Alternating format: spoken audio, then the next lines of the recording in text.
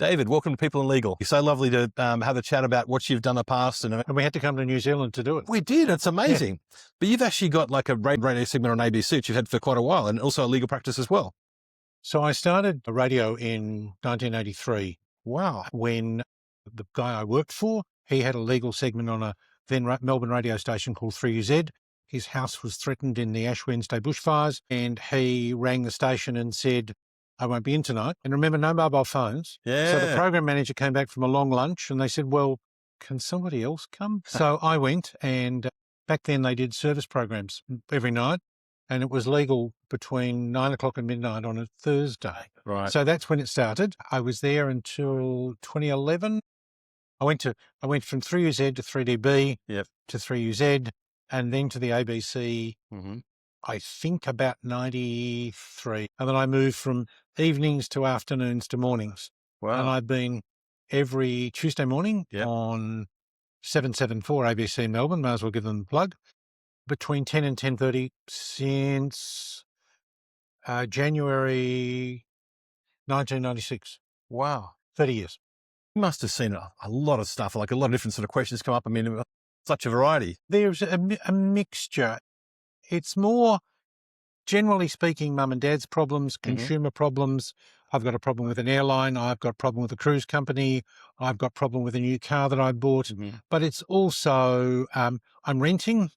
So it's landlord and tenant. It's sales and purchases of property. It's wills. And I guess you've got a practice as well. So you're the managing partner of practice? I'm the sole principal, is the way they phrase it. And there are currently 5 lawyers, 2 paralegals, and 5 support staff. So it's a reasonable size practice. Yeah, so it's such a great base to come from. And would you have seen the sort of questions you're getting in the comments, I guess the questions over time change, like in terms of what people are, or is it largely?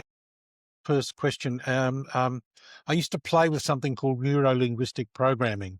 Love that. Where you formulate your material based on how you receive, how the person you want to convey it to is anticipated to receive it. I'm really what they would call digital.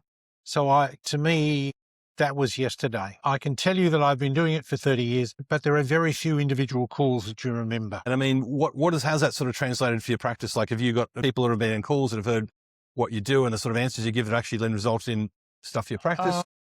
Referrals? I mean, if you think about, people ring on the radio and say, can I come and see you? Yeah. And I'm on the national broadcaster where you don't do advertising. That's right. Yep. So it's not David Whiting from Whiting Lawyers, it's David Whiting, Melbourne solicitor. Yeah. Right? And I say, they're ringing from Bentley, and I say, look, there are 20 lawyers between you and me who are as good, if not better than me. Yeah. What I want you to do is look at your network. Yeah, brilliant. And ask around. Yeah. You ask your accountant, ask someone at the church, one of the parents from school. And is kind of, because what you really want is a personal referral. Yep. Yes. Yes. Does work come from it? The answer is absolutely. Right? Yeah. But there's lots that doesn't. I would do. And I actually like what you just said about the network and actually exploring a network to sort of see where you might like. Endorsement. Yeah, you do. I don't. There's clearly nothing wrong with talking to the bloke you saw on the radio, heard on the radio, but I come along and say, so I have friends whose kids moved to the country, and I say, if they, will you act on the conveyancing of their house? And the answer would be, if they're going to live there for a long time, why not get them to establish the roots and the network when they move there, as opposed to someone out of town? Great advice. I mean, is there any other advice from point of view of choosing a lawyer to work with I come from a small business, and I guess from a small business perspective, how should they best locate a lawyer for them? Oh, you want a lawyer who has handled a similar problem? And you read and say, well, the best family lawyer worked for my wife, not for me, that kind of stuff. Well, maybe that's an acceptable way to do it. My view would be, ask around. And what do you think about the sort of online platforms, I guess, that are actually matching lawyers with matters and things like that? Because I see a few of those sort of around about. I mean, is that a way that some people can find a lawyer? I've looked at joining the programs. I've not joined one. I feel, there is certainly an acceptable way. You use whatever resources you've got open to you.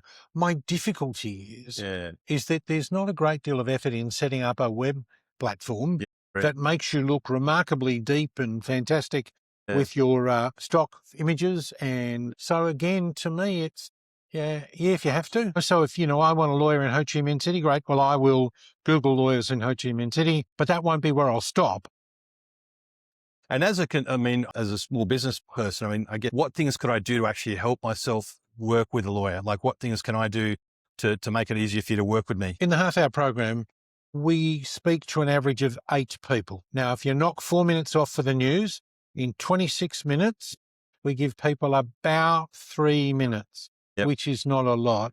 And I've got very good at extracting what I want. The answer would be prepare a really brief précis of what your problem is, and then prepare a list of the questions that you need answered before you leave. Right. And because if most lawyers, not every lawyer, but most lawyers charge on the basis of time, or even if it's a flat fee, they calculate it based on how long they think it'll take to do. Yep. The answer would be that, no, you're not wasting anything. Yep. How do you think with AI, and that's a big buzzword around the traps, particularly for lawyers, but also hallucinations, to me means that AI didn't understand the question properly. Yeah. And I guess it's also self-serving as well. Some of the AI is quite self-serving and gives you the answer you want to hear versus the true answer. No, what I see AI as doing is analysing a whole lot of data, but it's desperate to give you an answer. So even if it doesn't know the right answer, and logically it doesn't know the right answer, it will give you an answer that it thinks you'll be comfortable with. Somebody told me once that AI can't do calculations. So what's the square root of 2? Well, old computer programming could tell you. AI has to do a whole lot of samples and give you an approximation. True. What advice would you give people starting off their legal career and actually get into the law? I find I'm a generalist, right? I've got a pretty broad practice. There's some stuff we don't do. There's lots of stuff we do. I find that are you going to be a specialist or are you going to be a generalist? Are you going to be, how deep do you want to go and how broad do you want to go? And if you're going to go to the country, you've got to be broader. You're going to be in the suburbs, you've got to be broader. But if you're going to go into town, then you've actually got to find a place that wants what you want. My other observation for people entering the law is do 2 things. Don't do one. Because I can remember years ago, one of the major law firms in Melbourne was hiring in this department and firing in that department. Right. Got it. Why? Because we don't do that area of law anymore. But what they didn't realise was a whole lot of the important stuff in a law firm is the firm culture, the software, the way things happen. So if I go and hire new people, I've got to pay the management the consultant to put you on. And I've got to train you. Easier to cross-train. Yeah, no, it makes a lot of sense. Where do you see it? I guess, where do you sort of see the future of law going? Like, how does it look like in 10 years' time? I'm not planning to be practicing in 10 years. I think that there is always going to be a need for confidants and advisors who can assist. We're becoming more litigious. I mean, even the road rules in Victoria are 900 pages. Oh my goodness. So it's I got a question last week on the radio was, are taxi drivers responsible if the passengers aren't wearing seatbelt? Oh, right. And the answer to the question is in Victoria, no. But if you're not a taxi driver and say you're a Uber driver, you might well be liable. Wow. There's a question as to whether you've got a fare calculation device in your vehicle. Right. Well, who knows what a fare calculation device is? That's right. Yes. Interesting. I really appreciate your time today, David. Thank you so much. Thank you. Yeah, that was great.